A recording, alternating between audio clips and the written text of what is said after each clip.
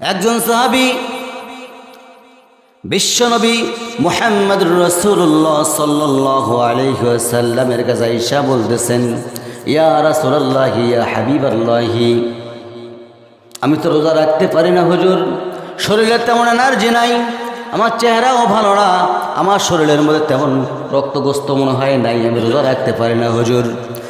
আমার নবীজি বললেন, ও সাহাবী, তুমি একটা কাজ করো, যদি রোজা রাখতে না পারো গরিব মিসকিনদেরকে খাওয়াইয়া দাও।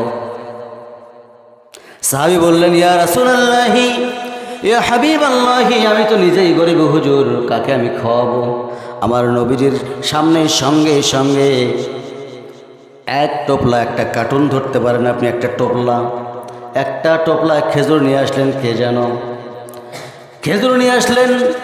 সাহাবী বললেন, আমার নবী সাহাবীকে বললেন, ও সাহাবী, তুমি যখন রোজা রাখতে পারতেছ না, এই যে খেজুরগুলো আসছে, এই খেজুরগুলো তুমি মানুষের মাঝে বন্টন করে দাও। সাহাবী বললেন, ইয়া রাসূলুল্লাহ ইয়া হাবিবাল্লাহ, কার মাঝে আমি বন্টন করে দেবো? সবার তো কিছু না কিছু আছে, আমার তো কিছুই নাই হুজুর, মেহেরবানি করে যদি আপনি অনুমতি দেন, আমি সম্পূর্ণ খেজুরগুলো আমি নিজেই নিয়ে নেই। আল্লাহর রাসূল বললেন, যা রে সাহাবী, তোকে এটাও দিয়ে দিলাম, যা খায়া নে, তা রোজা রাখার চেষ্টা কর। সুবহানাল্লাহ। তো সাহাবীরা কেমন ছিল? রোজা রাখতে পারতো, আল্লাহ রাসূলের সাথে মজা করতেছে। রমজান মাসে যদি আমরা ভালো ভালো কাজগুলো করতে পারি, খারাপ কাজগুলোকে যদি বাতিল করতে পারি, ধ্বংস করে দিতে পারি, ইনশাআল্লাহ এর ফয়সালা আল্লাহ তাআলা নিজ হাতেই দিবেন, যে আল্লাহ তাআলা নিজে ওয়াদা করেছেন। বলি সুবহানাল্লাহ। ছোট কথা। তাহলে আমাদের প্রত্যেকটা মানুষের একটা করেই কর্তব্য, একটা করেই দায়িত্ব। গোলামি করবো কার? করি গোলামি করি, গোলামি কেন করবো আমি?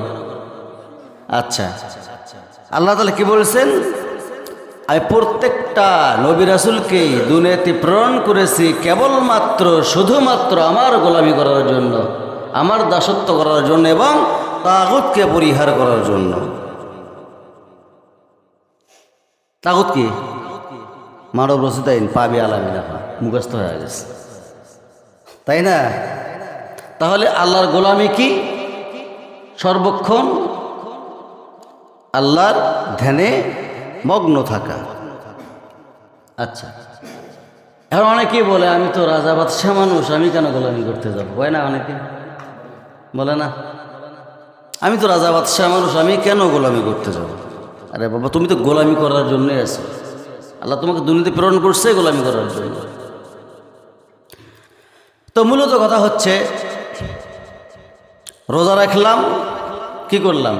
গল্পও করলাম, স্টল পূজা করলাম, দিনের বেলাও দেখে আসেন স্টলের মধ্যে শুক্রবার, তারপরেও স্টলের মধ্যে গস্তি এত পরিমাণ।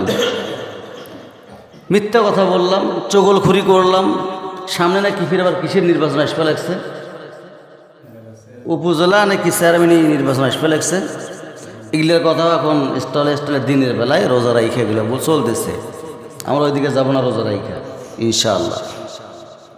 ভাইরা আমার,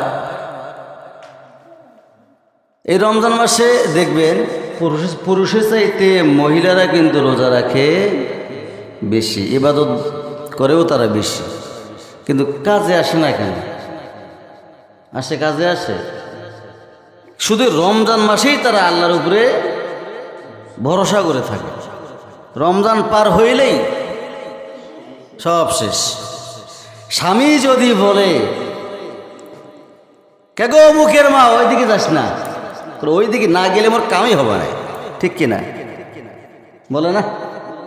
তাহলে স্বামীর অবাধ্য যে নারী হবে, সে জীবনও জান্নাত পাবে না। এটাই বাস্তবতা। তাহলে প্রত্যেকটা মানুষের দায়িত্ব, আমরা কি করবো না বলেন তো? আর যে রহমতের 10 দিন তো চলে যাচ্ছে আমাদের, ভাইরা আমার ভালো করে বোঝেন।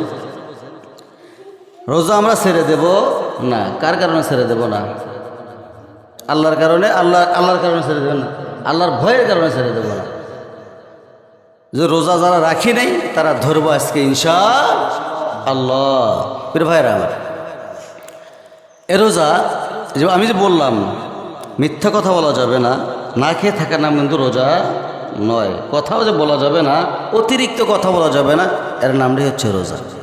ক্লিয়ার? রোজা রাখলাম, বেশি কথা বলে ফেললাম, মিথ্যা কথা বলে ফেললাম, অবাঞ্ছব কোনো কথা আমরা বলবো না, এর নামটাই হচ্ছে রোজা। জান ঈসা আলাইহিস সালামের মা কেটা ছিল? মারিয়াম আলাইহিস সালাম। মারিয়াম আলাইহিস সালামকে যখন প্রশ্ন করা হলো, হে মারিয়াম, ছোট্ট শিশু বাচ্চাটা কে? উনি কি বলছিল? আমি রোজা আছি, আমি কথা বলতে পারবো না, আমি রোজা আছি। তখন কিন্তু রোজা ফিরে আমার রাসূল সাল্লাল্লাহু আলাইহি ওয়াসাল্লাম ফরজভাবে নিয়ে আসেন নাই, ভুল ভাইবেন না রাখবেন। যখন লোকজনেরা বলে ফেললো, মারিয়াম ছোট্ট বাচ্চা, তুমি পেটে বাচ্চা করে নিয়ে গেলে, বাচ্চাটা ফিরতে আবার জন্মেছে, তারপরে তুমি এখানে নিয়ে আসলা, কার বাচ্চা এটা, কার সন্তান এটা? মারিয়াম আলাইহিস সালাম বললেন, আমি কথা বলতে পারবো না, কারণ আমি রোজা আছি। ওই সন্তানকে জিজ্ঞেস করো। কাকে? কথা বলতে পারবে? কেন কথা বলতে পারবে না? পৃথিবীতে 3টা শিশু কথা বলছিল। কয়টা? 3টা শিশু। ওইদিকে যাবো না আমি। 3টা শিশু কথা বল, তার মধ্যে ঈসা আলাইহিস সালাম একজন। তাকে জিজ্ঞেস করা হলো, হাসতে হাসতে জিজ্ঞেস করতেছে, হায় রে, শিশু জিজ্ঞেস করতে বলে কি পাগল হইল নাকি? জিজ্ঞেস করলো, হে শিশু বাচ্চা, তোমার মা কি বলে এসব? উনি জবাব দিয়ে দিলেন, খবরদার খবরদার, আর মাকে তোমরা কটাক্ষ করে গালি দিবা না, কারণ উনি একজন নবীর মা। বলি সুবহানাল্লাহ। উনি কি? একজন নবীর মা। কোরআনের আয়াত তেলাওয়াত করবো কখন ভাই? তাহলে উনি ওখান থেকে বোঝায় দিলেন, না খেয়ে থাকার নামই রোজা নয়, কথা না বলার নামও রোজা। ক্লিয়ার? আর বলা লাগবে কিছু? এখন রমজান মাসে আপনি রোজা করতেই পারতেছেন না, চলেন একটা সাহাবীর কাছ থেকে ঘুরে আসি।